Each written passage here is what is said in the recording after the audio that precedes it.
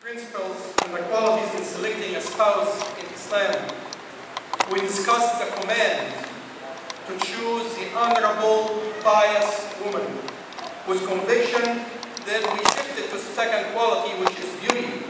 We talked about star beauty, funny and amusing beauty, and internal beauty, or you can call that the beauty of faith and belief and conviction that illuminate the face with goodness and humility. We established from the Quran and Sunnah that external beauty could be a liability. External beauty, stark beauty, can be a liability without faith or righteous background that can feed the right guidance.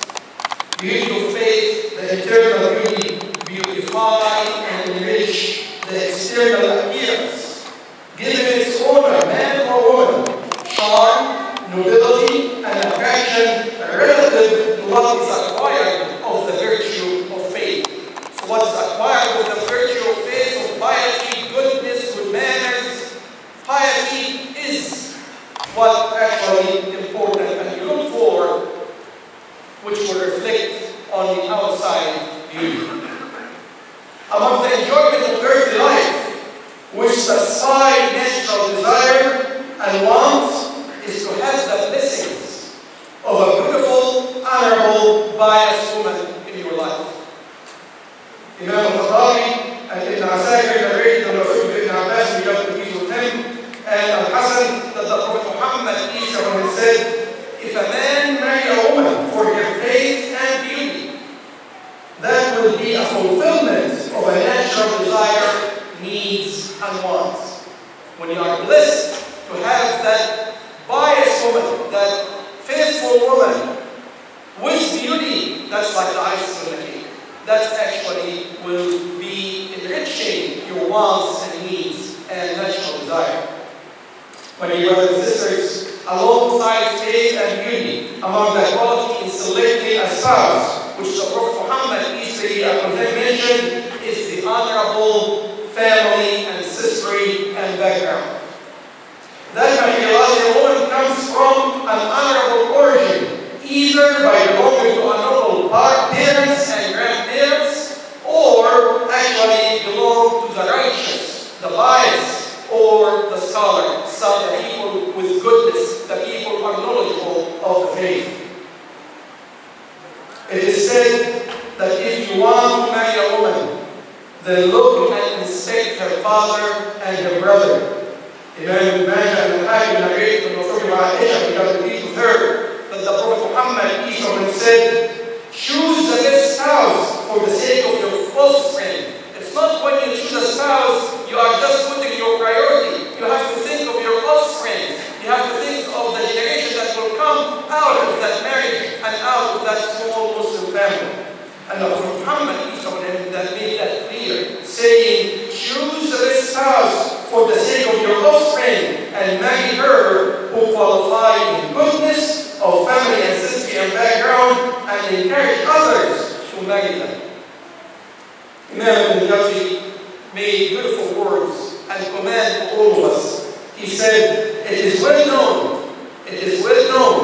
that everything goes back to its origin, and that which you do not know its origin rarely can be good. We discussed this last week, that everything comes from its roots. You cannot have a beautiful tree that actually produces fruit, will produce something else. So everything reverts to its origin and where it comes from. So Imam Ibn Jawzi said, it's well known that everything goes back to its origin, and that which you don't know its origin rarely can be good. Then he continues saying, therefore, it is sensible for the wise, for the intellectual, to examine the background of those he mingle with, associate with, be a partner with, have a friend, marry, or advise others to marry. This is a very practical advice from a very righteous scholar. My dear brothers and sisters, seeking the one who enjoy family, ancestry, and background of the honorable is a command. as compatibility of the noble unified wants and the need in the family. When you are noble and you come from a good family with a good origin and you marry a woman which have the same compatibility, that will actually be commanded and actually will unify the purpose of that family that about to bring offspring of children. Imam Ibn Qadama said, she with the honorable family and history and background is chosen in marriage in order for the children to be honorable, just like her family, honorable in looks and honorable in conduct. And because of their background and her roots and her ancestry's habits, she rejects what is prohibited, not bringing any disgrace to herself or to her family or to her husband. Now, the obvious. Nobility and honor of a woman's families and history and background need faith and conviction to maintain and uphold. You just cannot rely on the family tree and the roots. That will actually need the conviction of faith and belief itself to maintain that nobility and to uphold that standard of goodness and that standard of righteousness.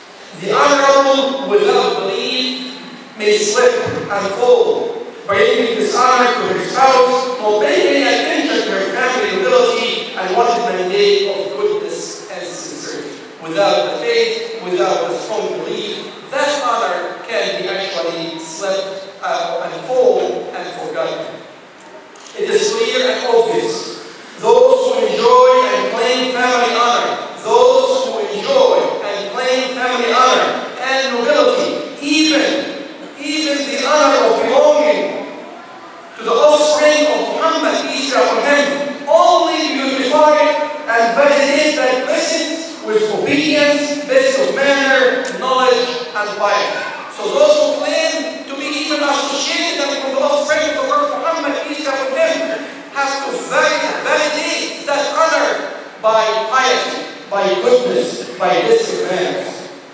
And for that, Allah subhanahu wa ta'ala said in Surah Al-Hujurat, verse 15, and this is when we say, when you recite the Quran, you have to ponder, you have to understand what Allah subhanahu wa ta'ala is trying to convey to you. Allah subhanahu wa ta'ala said in Surah Al-Hujurat, all mankind, it's a call for all mankind, not just Muslims. All mankind, we created you from a single pair of male and female, and made you into nation and tribe, that you may know one another. Verily, the most honored of you in the sight of Allah is the most righteous of you, and Allah has full knowledge and is well acquainted with all things. Allah subhanahu wa ta'ala stated that there is no difference in the ability of our ancestry as we all came from the same origin. Nobody can claim honor over another. Allah subhanahu wa ta'ala brought us from the same origin, a pair of male and female. As Allah subhanahu wa ta'ala said, O mankind, we created you from a single pair of male and female. Then Allah subhanahu wa ta'ala stated the benefit of the blood relationship and ancestry, saying, and made you into nation and tribe, that you might know one another. Not to be arrogant above one another, not to belittle one another, just you might know one another. Then Allah subhanahu wa ta'ala clearly stated that the honor attained by piety, no family blood relationship, saying, verily, and Allah subhanahu wa ta'ala is swearing, saying, verily, the most honorable of you in the sight of Allah is the most righteous of you. No one has any advantage over another except with piety.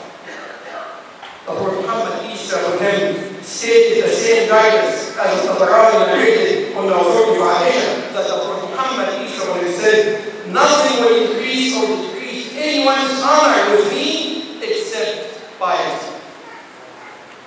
Also, when the verse of Surah Al-Shu'ara, verse 214, when Allah subhanahu wa ta'ala revealed, saying, and warn your tribe, O Muhammad, of mere association, the Prophet Muhammad, peace be upon him, called on all his relatives in order of their closeness until he reached his own daughter, saying, Fatima, O Fatima, daughter of Muhammad, peace be upon him, O Safiya, daughter of Abdul Muttalib, hands of the